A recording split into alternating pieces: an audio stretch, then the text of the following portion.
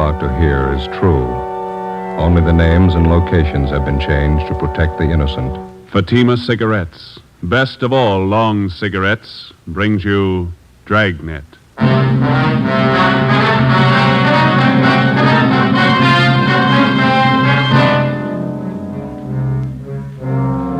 You're a detective sergeant. You're assigned a homicide detail. You answer an early morning call. A police officer on patrol duty disappears. Any attempt to contact him by car radio fails. Your job, find him. If you want a long cigarette, smoke the best of all long cigarettes. Smoke extra mild Fatima. Yes, Fatima is the king-size cigarette, which contains the finest Turkish and domestic tobaccos superbly blended to make it extra mild, to give Fatima a much different, much better flavor and aroma than any other long cigarette. That's why Fatima has more than doubled its smokers coast to coast. Enjoy extra mild Fatima yourself. Best of all, long cigarettes. It's wise to smoke extra mild Fatima. It's wise to smoke extra mild Fatima.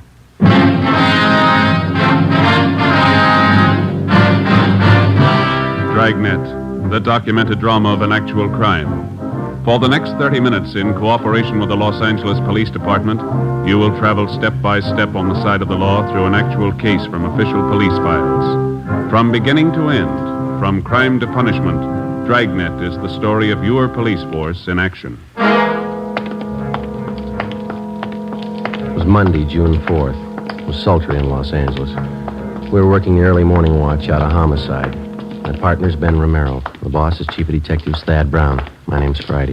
It was 6:45 a.m. when we got to the Imperial Highway. San Pedro cutoff. Hi. Friday and Romero? Yeah, that's right. Pete Sutton, Sheriff's Department. How are you? Hello.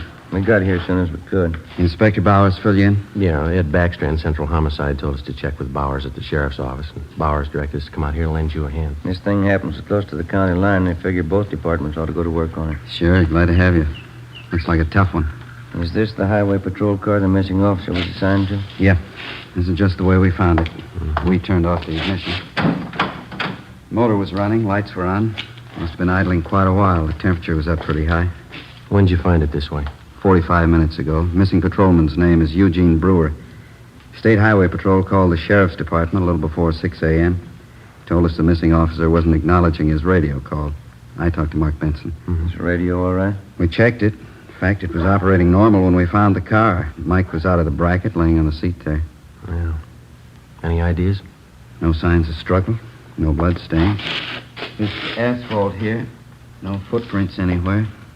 Nothing on the shoulder of the road. You said the car was running? That's right. That eliminates any engine trouble. Yeah. No, there's more to it than that. Gotta be. Nobody has any idea why or when he left his car. Huh? You've got it all. You know as much as we do. What was the check on Brewer? Mark Benson says he's one of their top men. Been with Highway Patrol for 8 years. Good record all the way. Have you talked to anybody around here? Pretty remote spot out here. A lot of truck gardens, that's about all. My partner, Dave Terry, turned up one man. Maybe he's got something. That's him over by our car. Hey, Dave, would you send him over here, please? Who is the fellow? One of the farmers. Works at truck garden out here. Name's Henry Taniguchi. Lieutenant Sutton? Yes, sir. Mr. Taniguchi, this is Sergeant Friday and Romero. Oh, yes, sir. Oh, yes, sir. I know you filled my partner in, but would you mind going over it again for us? Oh, all right. I can tell you very little. You know, we start work early in the garden. Yes, sir. Conrad, a fellow I work with, Conrad Ishikawa, we started in the string beans about 5 o'clock this morning. Bean patch near Imperial Highway. Yeah. We noticed a headlight stop off the side of the road. This happened all the time along the highway, but this stayed very long. Mm-hmm. About what time did you notice this, Mr. Taniguchi? Must have been 10 minutes past 5. I remember asked Charlie Fujikuni, our cultivator man, what time was. I see. Did you see or hear anything out of the ordinary? Oh, no, sir. We wait a while, and headlight do not move. Conrad and I decided maybe somebody was in trouble. This highway quite deserted early morning hour. What'd you do then? We walked up to see what was wrong. When we get close, we could see was state highway car, so we know everything all right. Mm-hmm. Did you see the officer in the car? Oh, no. Door was open on the other side. We thought maybe officer investigate something down in the brush. Did you see him down there? Oh, no. We just think he was check up something. So we go back to work. You saw nothing out of the ordinary, nothing unusual. No, we don't. We hear the radio play. We know everything okay. That checks out. The radio was functioning when we got here. Mm-hmm. You didn't notice any other cars around anywhere, did you? Oh, no, sir. Thank you very much, Mr. Taniguchi. Here's my card. Appreciate it. If you think of anything else, please let us know. Oh, yes, I will. What happened to officer in this car? We don't know. Oh, he's all right. Probably look for somebody. Well, that makes us even. We're looking for him. Monday, June 4th, 8 a.m. According to our instructions, we headed back to the Hall of Justice to check in with Inspector Gordon Bowers and Captain Garner Brown of the Sheriff's Department. They were coordinating the search for the missing highway patrolman, Eugene Brewer. Inspector Ed Backstrand, Central Homicide, was helping out. To the peace officer, cooperation with all branches of the various law enforcement agencies is essential. Each man on the force knows the value of a coordinated effort. He knows that without the aid of the many divisions of law enforcing bodies in his city and county, the task of maintaining law and order would be a total failure.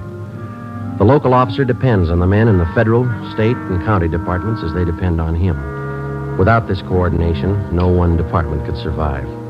8:25 a.m., we met with Inspector Bowers and Ed Backstrand in the sheriff's office. Nothing, huh?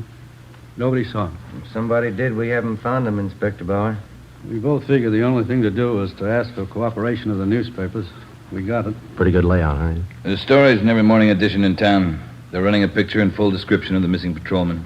Well, we talked to everybody we could find in the general area out there. We worked 2 hours at it. The spot where the patrol car was found is pretty remote. A couple of gas stations, some vegetable gardens. We told you about the Taniguchi fella. Checked all his friends that worked with him. They couldn't add anything. Maybe the newspapers will turn up something. I sent a special detail out there to fan out and search the entire area, 5 square miles. Yeah, it'll take time. There's nothing else we can do. No, there's nothing more we can do. There's nothing anybody can do until we can show them the patrol cars how to carry 2 men. Nobody seems to be able to do anything about it. Maybe they will now. Sending one officer out in a patrol car is like trying to run a trolley line with 1 man. How many cases can you remember in our department? Ed Dudman pulled a car over in Dogtown at 3 o'clock one morning. I remember. Driver turned out to be a guy with a record. Dudman couldn't know that. While he was making out the traffic ticket, the guy shot him down in the street. Dudman died before he could get help. Yeah, we do a lot of griping in the detective division, but those men in the patrol cars and the motorcycle boys, they get the dirty end of the deal for sure. You bet they do. When a detective is sent out on a job, he knows who he's after, what he looks like, what he can expect when he finds him. The boys in the patrol cars answer a call, a 390, a 415, a 507. Sure, we know what they're supposed to be, but how often do they turn out that way? Prowler, a peeping Tom? And how many times do they have a gun in their pocket? How many cops do they kill every year? We've all been through it. We know what it is. Yeah, but how often do we think about it when we're griping on stakeouts? Let me tell you something. This goes for me as well as you. Let's not forget who the real cream of the force is, the backbone of any police department. Men on wheels. No question there, Skipper.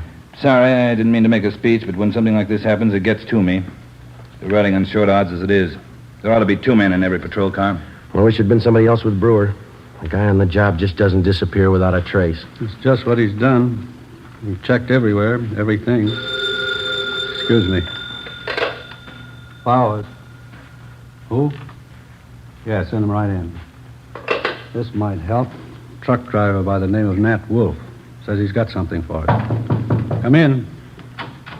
Mr. Wolf? Yes, sir. Come in. Mr. Wolf, Inspector Backstrand, Sergeant Friday, and Romero. How do you do? All right. I saw the story in this morning's Times.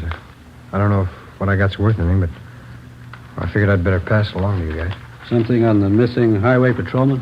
Well, I don't know. The reason I'm here, maybe it's just a coincidence, but I gave a fella a hand earlier this morning out on the Imperial Highway, not far from where the paper here says the empty patrol car was found. About what time was that, Mr. Wolf? Oh, around 4:30 this morning. You want to tell us about it? Yeah. I'm an independent trucker. I haul topsoil for different nurseries. Stuff out there on Imperial's good rich stuff. We dig it right out of the side of the hill. Yes, sir. Well, I just loaded up, and as on my way back to town, this fella flags me down. Said he'd had a flat, pulled out on the shoulder of the road to fix it. Said he didn't know it was sand. After he'd fixed the flat, he found out he stuck. He couldn't get his car. You gave him a hand, huh? No, not with the flat. He already had that fixed, but I towed him out. I see. That's how I became suspicious of this fella. How do you mean? Well, I offered to get out and hook up the tow chain. He said, no, just stay in a cab. I figured if he could do it alone, it was all right with me. Well, I pulled him out, but here's the funny part. Yes, sir? The chain got a kink in it from the weight of the pull. It's no mean job to handle that alone, but he says, well, he'll do it himself. Seemed to me like he didn't want me to get a good look at him or his car. I could be wrong, but, well, that's the way it struck me. Did you notice anything? Yes, I did. For one thing, I got a look at him when I threw on my backup lights and his car. That's a real funny one. What do you mean? Well, this is a fairly new car. I'd say no older than last year's model, Plymouth. Well, at the risk of sounding completely nuts, I'm going to tell you that car looked like it had just been painted. There's nothing wrong in that, is there? Well, there is if you're off on the side of the road that time of the morning throwing cheap black paint all over a fairly new car. If he's using a spray gun, I could understand part of it. What's that? It was his license plate. The front one. It was all painted over. You couldn't read any of the numbers. Mm-hmm. What led you to believe he just finished painting his car? Oh, his hands and arms, and it was all over his clothes. Oh, I see. It's that kind of paint you put on the rag, you know. Oh, yeah. Well, I don't know. Was it worth bothering you guys about? You bet it was, Mr. Wolf. I can't tell you just what it means now. Maybe it doesn't mean anything, but certainly it's out of the ordinary and worth reporting to the police. Well, I hope so. I'd like to see you boys find that missing officer. Something's pretty rotten in Denmark about that one, huh? Maybe we found a hole. Maybe. Friday, I'd like to have you and Romero help out in the next step. What's that? Throw up a roadblock.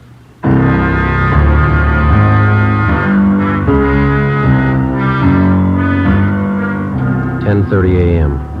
Before we left the sheriff's office, the truck driver, Nat Wolf, gave Inspector Bowers a description of the man in the Plymouth sedan. Together with Lieutenant Pete Sutton and Dave Terry, we drove to the Imperial Highway. Nat Wolf showed us the spot beside the road where he towed the man. The area was checked, and sample scrapings of the black paint were taken. There was no chance of taking a tire impression because of the loose sand in the area.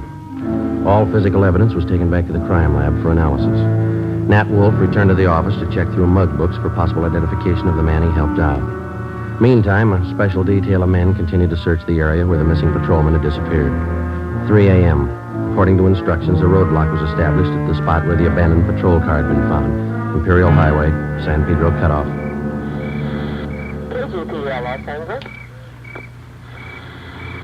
You 11A, 6 and Spring, 118. Police business. Yes, sir. Wonder if you could help us out. Certainly. You travel this highway every night, ma'am? Yes, I do. I'm in the vegetable business. Did you come this way last night about this time? I run pretty much on schedule. Yes, I did. Did you notice anything unusual along the highway? I bet I know what this is about. That missing highway patrolman. Yes, ma'am. We're stopping everybody to see if they can give us any information that might help us out. Well, I wish I could, but I didn't see a thing. That poor fella. Do you think you'll find him? We're trying awful hard. Sorry, I can't help you. Can I go now? Yes, ma'am. Thank you. How'd you do? Nothing. What time you got, Joe? Almost 4. Got a little more hot coffee in that jug. You want some? That's fine with me, yeah. Mm-hmm.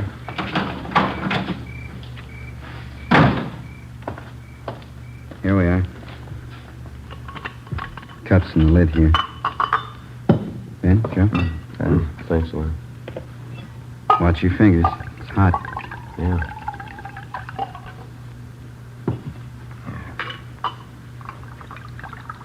It's good. I'll take this one. I'm going to put my coffee on the fender here. Don't knock it off, huh? How was it? Thank you. Hey, wait a minute. Wait a minute, fella. Can you see my light? I haven't even got a cigarette. I mean my flashlight. I got a cigarette lighter if that'll do you any good. You've been drinking, haven't you? Yes, I have. I never get drunk, but I've had a little drink. I'm sorry, but I'm going to have to ask you to pull over to the side of the road. Okay. What happened to my car? It's broke. You better let me do it, huh? You want to slide over a little bit there? I never pick up hitchhikers. No, I'm just going to move your car off the side of the highway now. Any trouble, Joe? No, 502. We'll have to hold him a while. Well, tell your friend to get in, too. It's a sedan. We're not going far.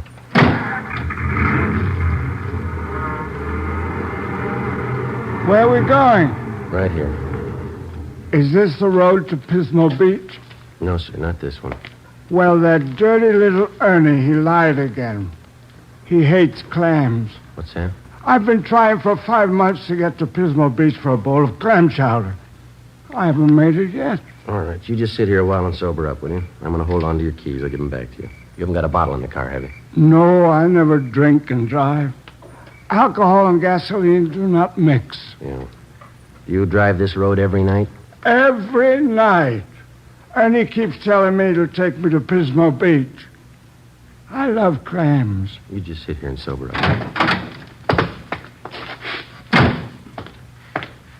Happy drunk? Yeah, he's too drunk to drive. Yeah, getting along towards daylight. Where'd I put my coffee? Oh, I put it over here, Joe. Afraid we knocked it off. Oh, thanks. This one's mine. Okay. You seem to come in bunches. You get 2 or 3, and then you wait for an hour. You know, they don't use this highway much since they put through that alternate, you know. Police business. Yes, sir? You travel this highway every night about this time? Once in a while. Haven't been over this way in a week. You didn't drive this way last night? No, sir, I didn't. Anything the matter? Routine check. Thank you very much. You can go on. Nothing. Yeah. Well, looks like a hopeless job, doesn't it? Business is picking up. Here comes another one. Looks like one of your sheriff's cars, Pete. Yeah. Reynolds, homicide. Pete Sutton? Yeah, Reynolds. You can pack up. They found him. Is he all right? 2 bullet holes in the back of his head.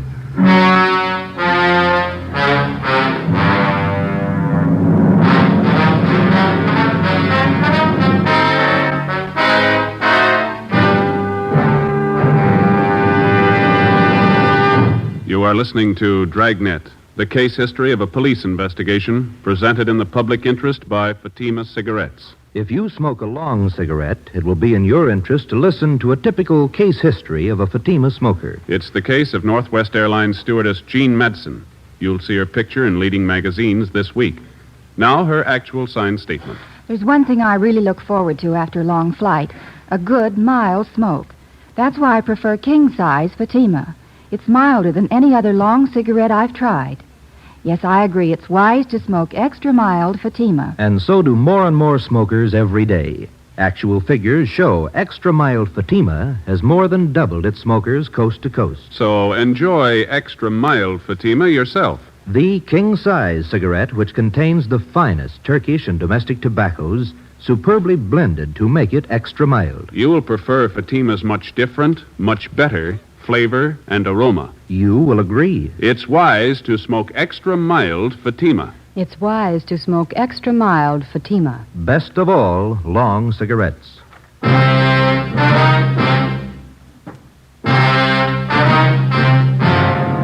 a.m. Tuesday. The body of Highway Patrolman Eugene Brewer was found half buried in a shallow grave approximately 4.5 miles from the point where his car had been found standing on the highway. The scene was roped off, photographed, measurements were taken, and the area carefully gone over for any physical evidence. A few scattered residents were again checked and asked if they'd heard gunshots. Since the nearest dwelling to the place where the body was found was 2 miles, there was a possibility that they could have not heard the shots. No one could give us any further information. The coroner's autopsy showed that Patrolman Brewer had been shot 3 times in the chest, 1 bullet directly entering his heart. He'd also been shot twice through the base of the skull. 1 p.m. Wednesday. I get it. Homicide, Friday. Pete Sutton, Joe. Yeah. Just had a call from our Hollywood substation. Woman reported her car stolen on Sunday night. Thought the guy was going to bring it back. That's why she didn't report it sooner. What about it, Pete? It's a Plymouth sedan, last year's model. Same type the truck driver told us about. Sounds good. We already have a broadcast out on it. We're putting out an APB now. You want to check and see if they got it on tonight's hot sheet? Right. Anything on the guy who stole the car? Boyfriend of the woman who owned it. He left her in a restaurant and got away with her car. You remember the description of the guy the truck driver helped out Monday morning? Mm-hmm. The guy that stole this woman's car, it's the same. Yeah. Still doesn't prove he had anything to do with it. Doesn't prove he didn't. To Together with Pete Sutton and Dave Terry from the sheriff's office, we drove out and interviewed the woman whose car had been stolen. She told us that the man who had taken her car had also been seen in the company of one of her girlfriends, a Miss Helen Farrell, who worked as a cashier at a Hollywood theater. The Farrell girl identified the man as Mike Lapino, and she gave us a snapshot of him. She also gave us his last known address. We had no actual tie-in between the theft of the woman's car and the murder of Patrolman Eugene Brewer, but the circumstantial evidence made it at least worth checking out. The only car known to have been in the vicinity the morning of the murder was the car the truck driver, Nat Wolf, had reported. The same make and model car had been stolen the night before the killing. The general descriptions of the man from two different people tallied closely. We figured before we'd pass this lead by, we'd check it out all the way. 4 p.m. Wednesday. We met with Inspector Bowers at the sheriff's office. We checked this Lapino's apartment, found a shirt and a pair of pants. Black paint on both of them. I sent for that truck driver, Nat Wolf, to identify this picture here. You find anything else in the apartment? Well, this address book, there's no local places in it. They're all Las Vegas, Nevada addresses. That's it, huh? Yeah. What'd you get from the record bureau on the guy? The I Bureau pulled the package on him. That is Mama sheet. Thank you. Mike Lapino. Spent some time at San Quentin. Armed robbery, grand theft auto, assault. Pretty good record. We're still not positive he had anything to do with the Brewer killing, but he's had the training for it. Yeah? Send him right in. Nat Wolf. Mm-hmm. Come in, Mr. Wolf. Thanks. A dirty shame about that boy. I read about it in the papers. Yeah. Got a photograph we'd like you to look at, Mr. Wolf. You bet. Yeah, that's the man. You're sure? Sure. No mistake. Hey, why do you suppose he was painting that car at 4 o'clock in the morning? Maybe that's what that patrolman wanted to know.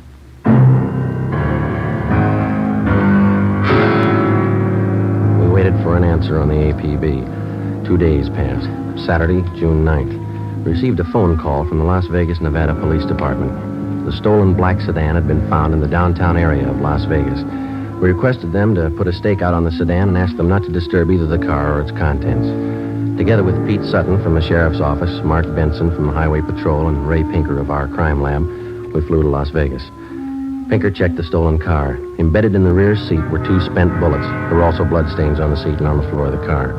Pinker flew back to Los Angeles, where the evidence was analyzed. The bullets found in the car were fired from the same gun as the bullets found in the body of the dead patrolman. Fingerprints lifted from the stolen car matched those of Mike Lapino. Saturday afternoon, we checked in with Chief Harry Miller, Las Vegas Police Department. This is all you've got on him, huh, Chief? That's most of it, yeah. Since we staked out that black sedan, I've had the town covered for Lapino. No one saw him abandon that car, huh? No one we know of, no. Had good cooperation from the newspapers. Story's been on page 1 since the thing broke. Anything come of those names we got from Lapino's address book, the ones we phoned to you? Let's see, I got the list right here. Yeah, here we are. These are the ones my men have checked out already. George Connolly, nothing there. Harry Carlson, he and his wife have been checked out, nothing there. William Spencer, nothing at his place. We've got them all staked out. That leaves 2 to go, huh? That's right. We're checking the last 2 now. Nothing from the railroad stations, the airlines? They've been covered ever since we got your phone call. Yeah, I could be wrong, but I think your man's still here in town. Any reports on him? A couple of wild ones, nothing definite. Checked them out. Had one this morning from a dealer at one of the clubs downtown. About 10:30 this morning, he saw Lapino playing the 2-bit slot machine. We showed him his mugshot. He swears it's the guy. Well, all we can do now is sweat it out, huh? My men have covered everything. I don't know what else we can do. Yeah. Excuse me. Sure. Chief Miller. Yeah? You sure it's him? No, don't try to handle it alone. Keep the place covered the best you can. We'll be right out. They found him. 2 Las Vegas detectives named Billings and Vance answered a phone tip from a groceryman in the east end of town. He said a man had been buying groceries from him for the past 2 days and lived in the apartment house above the store. The 2 detectives showed the groceryman Lapino's mugshot. He gave a positive identification. They then checked with the apartment house manager. After looking at the mugshot, he identified Lapino as the tenant in apartment 10B. Detectives Billings and Vance staked out the place until our arrival with enough men to cover the area.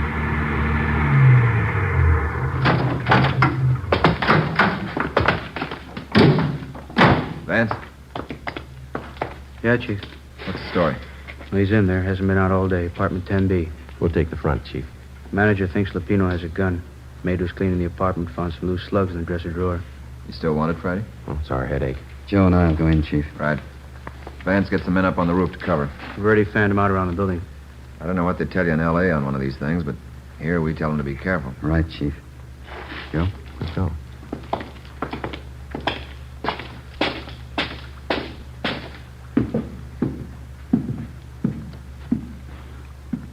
On the second floor. Yeah, let's take the stairs here. All right.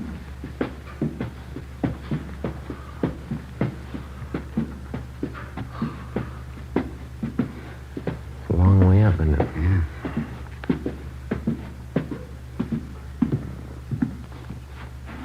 This way.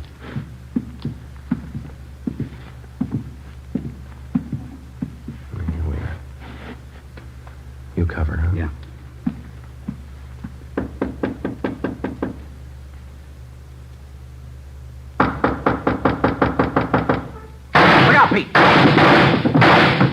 Shot right through the door. Yeah, he's got two left. Unless he's got another gun. Now, let's take him. One good kick ought to get the lock. Right. Just a minute. Now, let's go, Pete. I got it! Watch that gun, will you? Drop it, Lupino!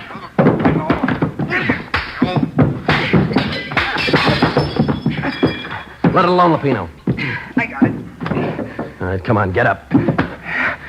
You all right, Pete? Okay. I get the cuffs. What's the big idea? You tell us. You killed that patrolman. He got tough. You didn't have to kill him. Spotted the stolen car. What else could I do? Come on, you. He had as much chance as I did. That figures. Yeah. 2 bullet holes in the back of his head.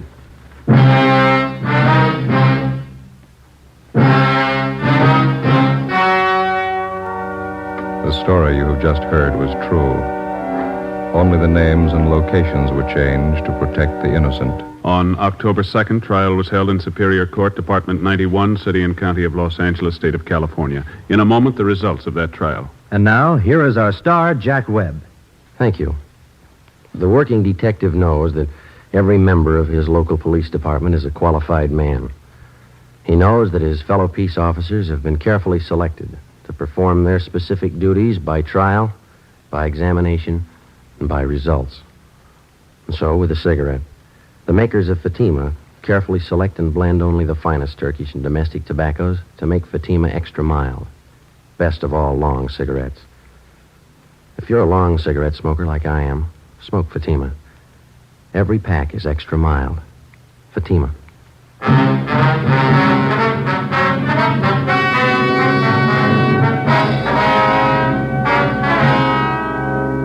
Michael Everett Lupino was tried and convicted of murder in the first degree. The jury failed to recommend the death penalty. Lupino is now serving his life term in the state penitentiary. Ladies and gentlemen, the Los Angeles Police Department requests the cooperation of all Dragnet listeners in the following police matter. The Los Angeles Police Department would like every and any information regarding a gun fitting the following description: .38 caliber special Smith & Wesson revolver, gold seal model. The gun has a blue steel 4-inch barrel. The serial number is 210088. 210088. If you have any information as to the past or present whereabouts of this gun, contact W.H. Parker, Chief of Police, Los Angeles, California. This is a very important matter. All information furnished will be held in strictest confidence. Thank you. You have just heard Dragnet, a series of authentic cases from official files. Technical advice comes from the Office of Chief of Police W.H. Parker, Los Angeles Police Department. Coming up, Duffy's Tavern. 3 chimes mean good times on NBC.